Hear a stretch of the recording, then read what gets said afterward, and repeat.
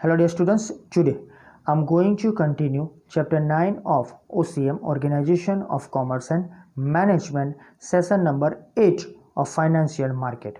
In last 7th number session, I gave the information of that primary and secondary market. उससे पहले हमने देखा था मनी मार्केट। तो ये पूरा मार्केट कैसे चलता है आपके दिमाग में अब एंटर हो चुका होगा। एंड मैंने एक आपके लिए वेब सीरीज़ भी किया, बोला था कि आपको उसको देखना पड़ेगा। इट इज़ नॉट कंपलसरी, पर देखो you can get the idea of all this primary market, secondary market and money market. Primary market की इन्फॉर्मेशन शायद नहीं मिलेगी, लेकिन वो दोनों मार्केट जो मनी मार्केट और सेकेंडरी मार्केट है वो इन्फॉर्मेशन मिल जाएगी। That is a scam, right. नाम पर मत जाओ, लेकिन look after that one, okay, watch that one actually. So वहाँ पर हमने देखा था सेकेंडरी मार्केट के भी कैरेक्टरिस्टिक्स देखे थे, दोनों के, प्राइमरी सेकेंडरी के। सेकेंडरी मार्केट को हम स्टॉक एक्सचेंज भी बोलते हैं, उसको भी हमने डिटेल में स्टडी किया था with the help of that different things. So today I am going to start the another point related to the secondary market, functions. First one, liquidity. ये कैसे काम करता है, उसका वर्किंग क्या है, ये फंक्शन के हिसाब से आपको मालूम पड़ेगा। First one is liquidity. Stock exchange provides continuous market for purchase and sale of securities. Actually the liquidity level is quite less than the money market because you can't easily convert your stocks into the cash, but you can say some of the securities are easily converted into the cash as per the particular timings and as per the particular time period. So this particular exchange provides continuous market for purchase and sell. Easily within the time period you can purchase and sell. उनका जो time decide है उस पर आप purchase sale कर सकते हो। Investors can purchase and sell securities whenever they want. Okay, आराम से वो जो भी सिक्योरिटी उन्होंने परचेस की है वो परचेस सेल कर सकेंगे, depend upon the particular area, depend upon the particular time को आपको फॉलो यहाँ करना पड़ेगा। So it is possible because stock exchange provides ready market. यहाँ पर कोई मार्केट क्रिएट नहीं करना है, ये मार्केट रेडी मार्केट है, राइट। वन मार्केट के इक्वेशन के लिए याद रखना, ये जो पर्टिकुलर स्टॉक एक्सचेंज है वो रेडी मार्केट है। You can purchase any time, you can sell any time, right. उसका जो प्रिस्क्राइब्ड टाइम पीरियड है, राइट, वो टाइम पीरियड मैं आपको बाद में बताऊंगा। उस टाइम पीरियड पे आप कभी भी परचेज सेल कर सकते हो। To accord liquidity to the securities is an important function of the stock exchange. तो यहाँ पर स्टॉक एक्सचेंज जब खुलता है, स्टॉक एक्सचेंज इंफॉर्मेशन दे जाती है, तो वहाँ एक सेंटर में पॉइंट रखता है कि लिक्विडिटी लेवल क्या है। तो सिक्योरिटी के लिए लिक्विडिटी लेवल हाई ही है। हाँ, पर मनी मार्केट जैसा हाई नहीं है, उससे थोड़ा कम है, बहुत कम है एक्चुअली।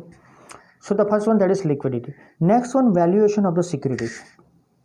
जो भी सिक्योरिटीज है, शेयर से, डिबेंचर से या अदर कोई भी सिक्योरिटी से मनी रिलेटेड, तो valuation of security is possible on the basis of demand and supply of the securities. यहाँ डिमांड सप्लाई का रूल फॉलो करना पड़ता है। स्टैंडर्ड 11 में 3rd 4th चैप्टर में आपने देखा है, right. As per the demand, as per the supply, the price will change, right. Some other factors are also there. So ये जो फैक्टर्स सब होते हैं, राइट, उसके हिसाब से भी उसका वैल्यूएशन डिसाइड होता है। यानी कि उसकी वैल्यू मार्केट में क्या है वो उसकी डिमांड सप्लाई के ऊपर डिपेंड करता है। तो मार्केट बेस्ड स्क्रिप्ट होती है, मार्केट बेस्ड उसका वॉल्यूम होता है, मार्केट बेस्ड वो कंपनी प्लस माइनस रहती है। The investors can know the value of their securities easily. Nowadays it is very available, one touch आप सीधा ही उसको समझ सकते हो कैसे ये वैल्यू डिसाइड होती है, मीन्स कैसे वैल्यू प्लस माइनस होती है और अब अभी के टाइम पे वो वैल्यू क्या है। So the valuation of securities can also be useful to the government and creditors because government will not direct ask the companies, right. Government will look after first of all the total volume, total type of the valuation of securities, right, and then after some of the policies are framed, and creditors, right. तो creditors को भी सीधे माहिती मिल जाती है। कहने का मतलब इन्फॉर्मेशन उनको चाहिए ही चाहिए क्रेडिटर्स को भी, क्योंकि उनको सप्लाई करना है, इसलिए not only the suppliers but also other creditors are there. Banking भी आ जाता है इसमें, फाइनेंशियल इंस्टीट्यूशंस भी आ जाता है। Other factors like dividend declared by the company, factors affecting money market are also important in determining the valuation of security. तो ये एक मार्क के लिए क्वेश्चन है कि वैल्यूएशन ऑफ सिक्योरिटीज़ के लिए कौन कौन से different type of the factors है। ये तो कॉमन है, लेकिन अदर फैक्टर्स में डिविडेंड डिक्लेयर बाय कंपनी ज़्यादा डिविडेंड डिक्लेयर करती है, मार्केट प्राइस बढ़ेगा, राइट। तो उनको सप्लाई बढ़ाना पड़ेगा। सप्लाई है तो सिंपल थिंग है, सप्लाई बढ़ेगा तो भाव कम होगा, तो वो क्या करेंगे, डिविडेंड ज़्यादा देंगे, डिमांड क्रिएट करेंगे, सप्लाई आप कम हो जाएगा, भाव बढ़ेगा, राइट।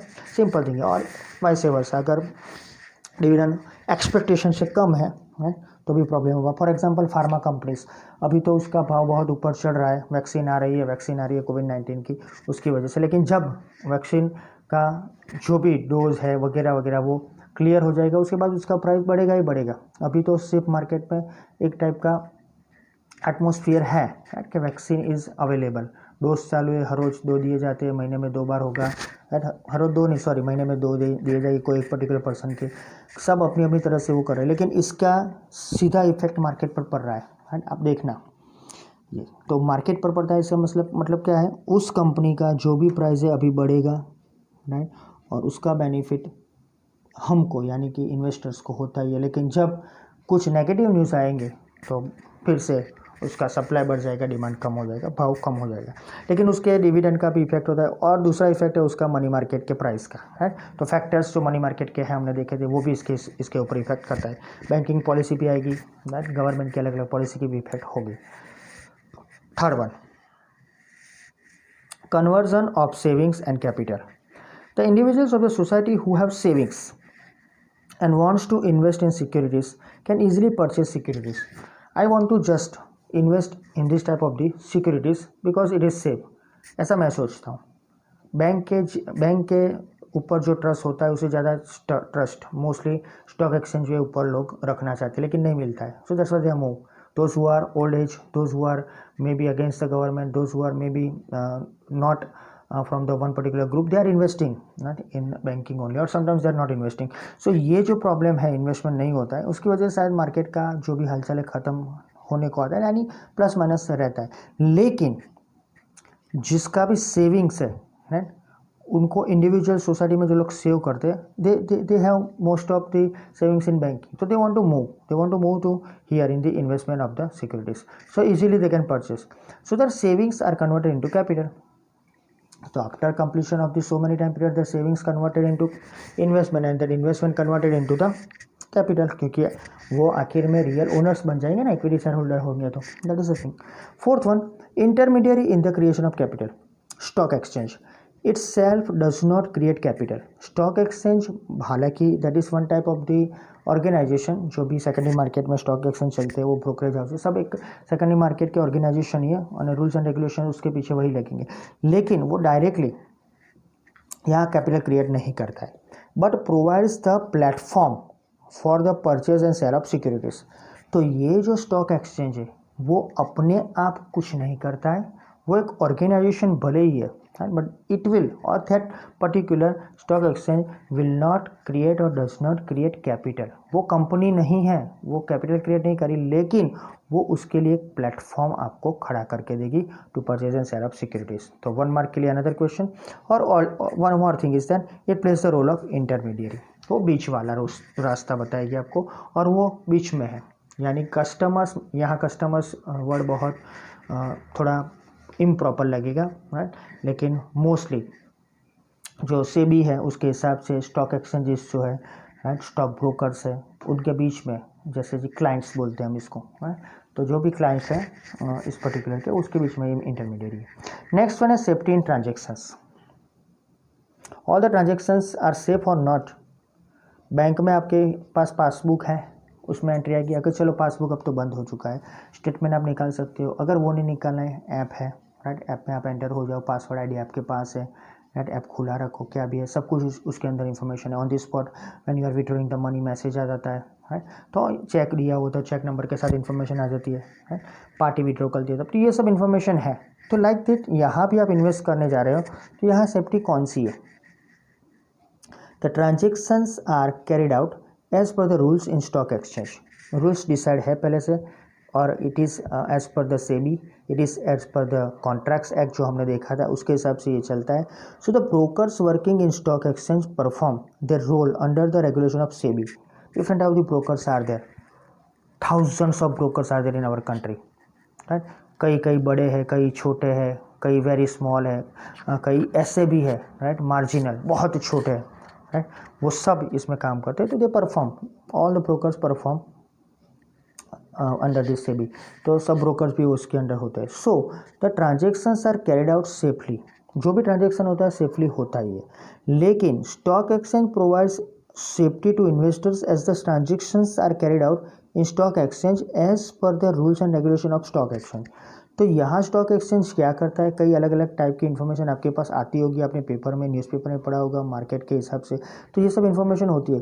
तो यहाँ जो स्टॉक एक्सचेंज है वो ज़्यादा से ज़्यादा सेफ्टी प्रोवाइड करता है इन्वेस्टर्स को, क्योंकि वो एक ऑर्गेनाइजेशन है, वो प्लेटफॉर्म वही खड़ा करता है, बाद में ही वहाँ पर गाड़ी चलती है। तो ये सब जो ट्रांजेक्शन होते हैं, तो इन्वेस्टर्स को जो भी ट्रांजेक्शन करते हैं that are carried out in stock exchanges as per the rules of that stock exchange, whatever the rules and regulations are they have to follow that one.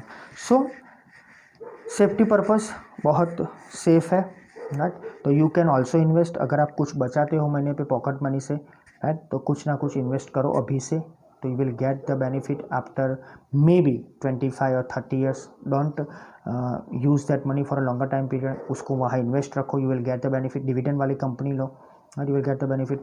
Market जो ऊपर ले जाती है ऐसी कंपनी परचेस करो, कुछ news के हिसाब से कंपनी परचेस करो, बैंकिंग के हिसाब से कंपनी परचेस, कोई भी कुछ भी आप कर सकते हो, राइट, डिपेंड अपॉन यू, आपको उसका नॉलेज होना चाहिए, राइट, उसके बाद उसमें एंटर होना है। कॉमर्स स्टूडेंट, कॉमर्स रिलेटेड कोई भी इन्फॉर्मेशन आपके पास आती है, ना आती हो तो उसको लेने का ट्राई करो, right, that is the good thing. हमें म्यूचुअल फंड और अलग अलग इन्फॉर्मेशन आपके पास है, हमारे पास है, बैंकिंग की इन्फॉर्मेशन है, राइट, फाइनेंशियल इंस्टीट्यूशंस की इन्फॉर्मेशन है, तो स्टॉक मार्केट भी आ गई, तो उसको लेके आगे चलो, right, that is the thing. So that is the end of session also. Other points are also there 6 to 11, that is the part of the function, उनका वर्किंग क्या है सेकेंडरी मार्केट का, वो उसके बाद डिस्कस करेंगे। उसके बाद हम जाएंगे डीमेट अकाउंट पर, डिपोजिटरी है, CDSL, NSDL, आपके शेयर कहाँ जाते हैं, राइट, कहाँ पर तो जाते होंगे ना, वो डिपोजिटरी में जाएंगे, आपको डीमेट करवानी पड़ेगी, राइट। डीमटेरियलाइजेशन आप सीख चुके हो, रीमटेरियलाइजेशन आएगा, एक नया वर्ड आएगा, एक बार एग्जाम में पूछा गया था, लेकिन अब ये रीमटेरियलाइजेशन का यूज़ कम हो गया है। Okay, so that's the end of the session. I will start the next 6 point in next session. Thank you.